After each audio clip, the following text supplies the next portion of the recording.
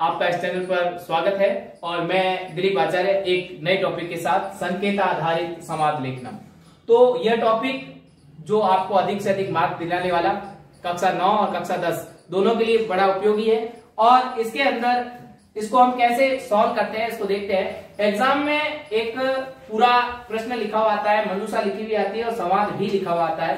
दिखने में बहुत इजी लगता है लेकिन इतना इजी भी नहीं है।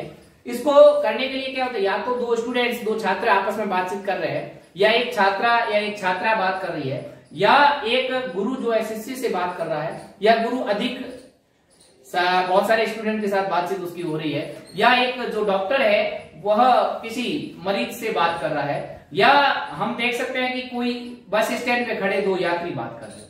तो ये बातचीत किसी भी प्रकार से कहीं से भी आ सकती है।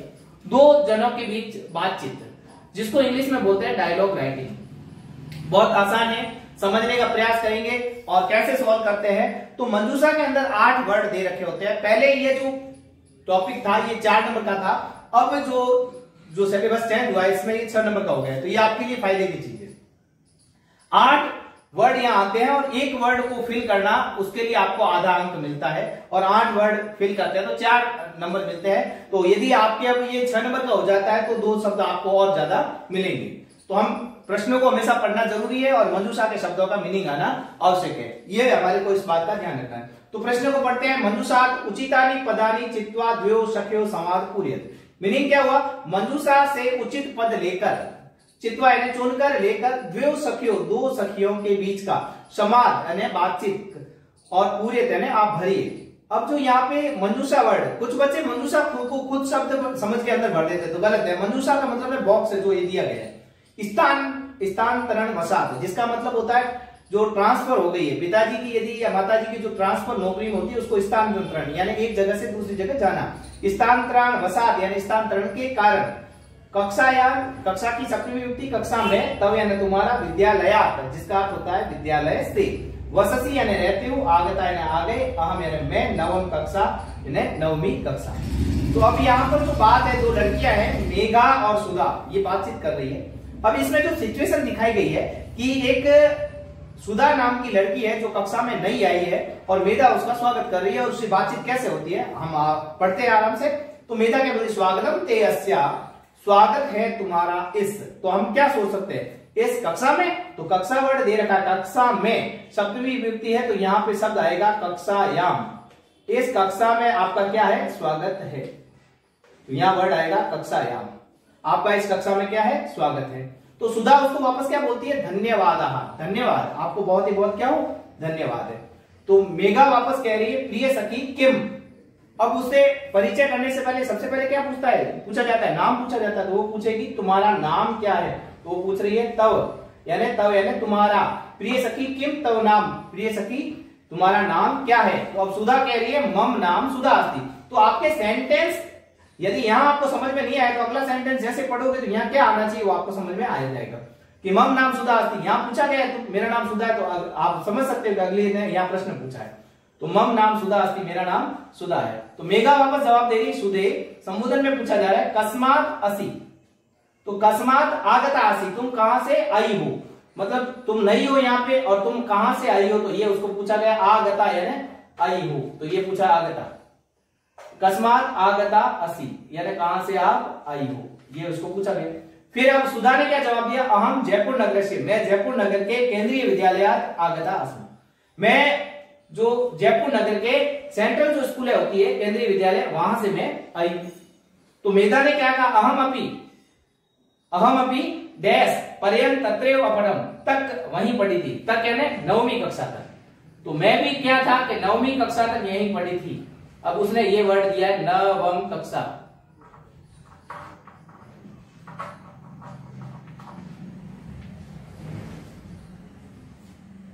यहां पे इसने किया नवम कक्षा यानी 9वीं कक्षा जो मैंने भी पर्यंत 9वीं कक्षा तक तत्रैव अपठम वहीं पढ़ा।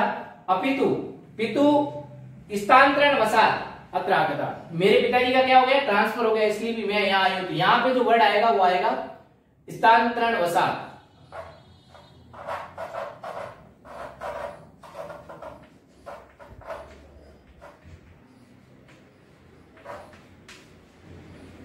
स्थानांतरण वशात अत्र आगता, स्थानांतरण के कारण यहाँ आई हूं।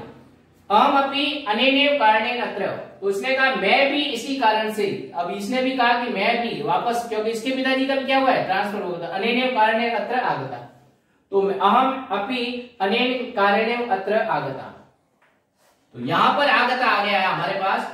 तो हम समझ सकते हैं कि आगता वर्ड 2 बार कैसे आ गया, आपके साथ भी ये स्थिति हो सकती है। तो आगता वर्ड 2 बार आया तो आगता वहां ज्यादा सेट हो रहा है, तो यहां हम क्या वर्ड भरेंगे, तो यहाँ पे दूसरा वर्ड है अकस्मात, क्योंकि यह पूछा गया है केंद्रीय विद्यालय, तो आप यहां लिख सकते हैं केंद्रीय विद्यालय।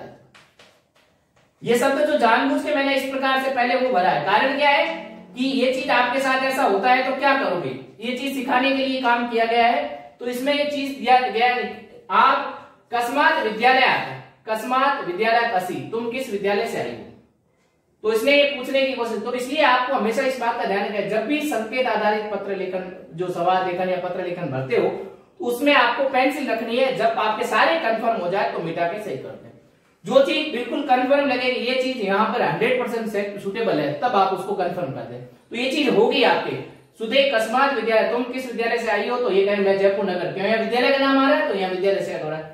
अगला है अहम अपि, मैं 9वीं कक्षा तक यही थी, तक पढ़ी थी और स्थानांतरण के कारण है। इसने भी कहा मैं भी अहम अपि अनेन कारणेन अत्र आगता, मैं भी इसी कारण से। अब उसने कहा अधुना त्वं कुत्र, अब जब यहाँ आप आए गए हो तो यहाँ कहाँ रहते हो, अगला प्रश्न पूछा है उसने, यहाँ कहाँ वससी यानी कहाँ रहते हो, तो इसने कहा कि अधुना महावीर नगरे वसामि, तो इसने यहाँ पे कहा अधुना अहम, अब मैं कहाँ रहती हूँ, अहम महावीर नगरे, यानी मैं, यहाँ वसामि आया उत्तम पुरुष एकवचन, तो यहाँ पे आएगा अहम।